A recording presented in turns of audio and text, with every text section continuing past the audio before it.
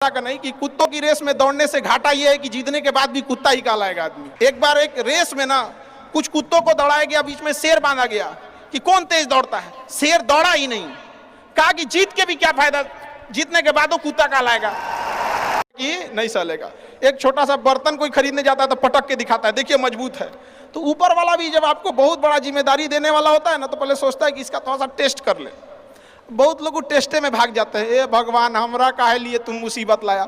यार जब ऊपर वाला तुमको खुशी दिया था तो थैंक यू कहना भूल गए थे, और जब मुसीबत दिया चेक करने के लिए तो परेशान हो गए। यहाँ पर इस चीज़ों से घबराना नहीं चाहिए किसी को। जिसके जिसके जीवन में कठिनाई आ रही है, आप समझिए कि आप एक सही रास्ते पे जा रहे हैं, क्योंकि वही आगे बढ़ेंगे ना तो एक प्रॉब्लम फेस करेंगे। बिना मतलब लोग आपके ऊपर उंगलियां उठाने लगेंगे, बिना मतलब, जिनको कोई मतलब नहीं। आप देखिएगा तो मतलब अजीब लगेगा। इस सब चीज़ों से कभी मत घबराइएगा। ये कॉस्ट होगी, आपको चुकानी पड़ेगी जब आप बहुत आगे जाएंगे।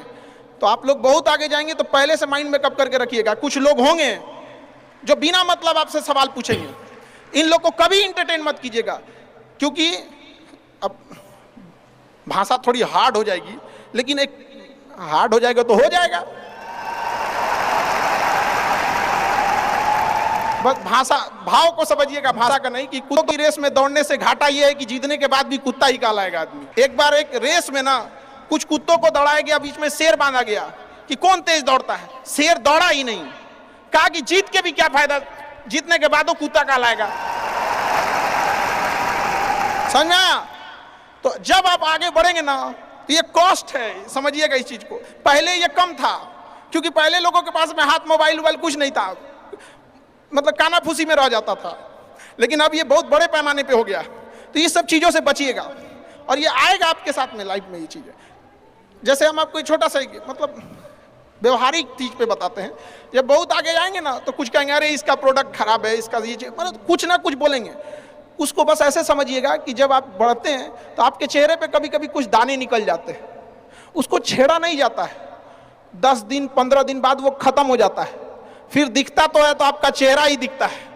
और ज्यादा खखोरेंगे ना तो उधर के बर्बाद कर देगा आपको। हम निकला है छोड़ दीजिएगा उसको। एक समय आएगा जब आप ही जाने जाएंगे। यहाँ लोग किस चीज पे नहीं उंगलियां उठा देते हैं, भगवान को उंगलियां उठा दिए लोग। अग्नि परीक्षा भगवान को देना पड़ा, हम लोग की क्या औकात है जी यहाँ पर।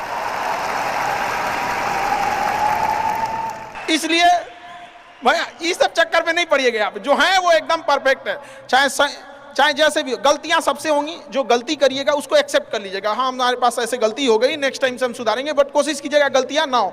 लेकिन सबके जवाब देने की कोशिश मत कीजिएगा। आप इंसान है, कोई डिटर्जेंट नहीं है कि सफाई करते चलते हैं आप। अभी इतना बनिए ना कि लोग आपको रोकने के लिए ना साजिश करना पड़े, कोशिश नहीं। उस लेवल पे जाइए आपको। यार ये कैसे आगे निकल गए यहाँ पर। आएंगी चीज़ों को हम लोग भी फेस किए हैं, आप लोग भी फेस करना होंगे। यहाँ पे शुरुआत में सबको कॉस्ट चुकानी पड़ती है। और ना लोग कहते हैं कि सबके अंदर कोई यूनिक क्वालिटी होती है, इसको पहचानने का एक तरीका होता है। जब आप मुसीबत में फंसेंगे ना तो वही काम कीजिएगा जो आप मुसीबत में फंसेंगे। हम लोग जब इंटर पास किए थे तो हम लोग के सामने भी फाइनल क्राइसिस आया था। सबसे पहले वेल्डिंग मारना चालू किया था आदमी की, बिना किसी काम का किसी दुकान पर बैठ के वेल्डिंग मारते रहो। अरे सही भी मारते थे तो 4 को चीज सुना देता था। यार ऐसे नहीं, ऐसे होता है, क्या बात करते हैं। बढ़िया मारते थे और वही सुन लेता था आदमी यहाँ पे। फिर धीरे धीरे किसी को पढ़ाना धीरे धीरे चालू किया आदमी। कुछ दोस्तों ने कहा कि भाई तुम पढ़ाओ, ठीक पढ़ाता है, तो आदमी उधर चला गया। तो आपको भी पता है कि आप किस चीज़ में अच्छे हैं, तो धीरे धीरे अपने आप के अंदर वो पहचानिए, उसको सुधारने की कोशिश कीजिए। और इधर उधर ज़्यादा ध्यान नहीं दीजिए। मुसीबत आए तो अपने आप को एक बार थपथपाइएगा कि हाँ आप उस एलीट क्लास में हैं जिसके सामने मुसीबत आई है। और एक समय आएगा कि जब आप इस मुसीबत को पार कर जाएंगे, और एक समय आएगा कि जब यहाँ आके आप अभी अपने संघर्ष की कहानी बताएंगे कि हम भी ऐसा थे। और हम आप सबसे यही उम्मीद करते हैं कि भगवान से भी हाथ जोड़ के यही दुआ मांगते हैं कि जितने लोग हैं देश के, सबको एक दिन अपनी कहानी सुनानी पड़े, क्योंकि यह देश वीरों की धरती है, वीरांगनाओं की धरती है। यहाँ पर हर बच्चा यहाँ का फौलाद है अपने आप में यहाँ पर। तो ये वक्त है अब रीढ़